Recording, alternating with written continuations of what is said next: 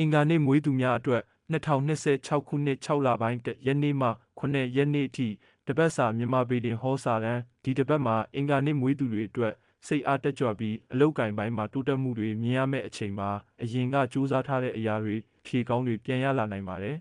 ။အင်္ဂါနေ့မွေးသူများအတွက်အလုတ်စီးပွားရေးကတော့လုပ်ငန်းပိုင်းမှာအခွင့်အရေးကောင်းတွေဝင်လာနိုင်ပါတယ်။အသစ်စတင်မဲ့အလုပ်တွေ project အသစ်တွေအဆင်ပြေတတ်ပါတယ်။ဒါပေမဲ့ယုံကြည်လွန်းပြီးစာချုပ်ကိစ္စတွေမှာအမှားမဖြစ်အောင်တတိထားပါ။အင်္ဂါနေ့မွေးသူများအတွက်ငွေကြေးကံကတော့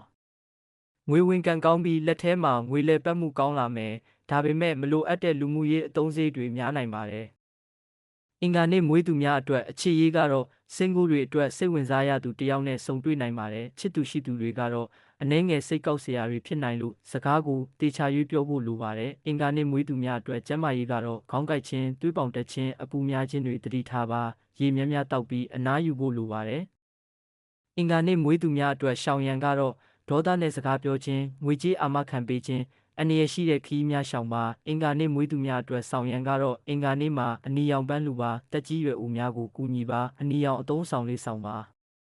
အင်္ဂါနေ့မွေးသူများအတွက်ကံကောင်းစေသောအယောင်တွေကတော့အနီရောင်ပန်းရောင်တို့ဖြစ်ပါတယ်ကံကောင်းစေသောကဏ္ဍတွေကတော့369ကဏ္ဍတို့ဖြစ်ပါတယ်ကံကောင်းစေသောနေ့တွေကတော့ကြာသပတေးနေ့မှာကံကောင်းစေပါတယ်ဒီတစ်ပတ်မှာသတိနဲ့ကြိုးစားနိုင်ရင်အောင်မြင်မှုကြီးတွေရရှိလာနိုင်တဲ့အချိန်မှာအခုလိုတပတ်စာပေတင်ဟောချက်တွေကြည့်ချင်ရင် like follow လုပ်ထားဖို့မမေ့နဲ့နော် subscribe လည်းလုပ်ပေးခဲ့ပါဦး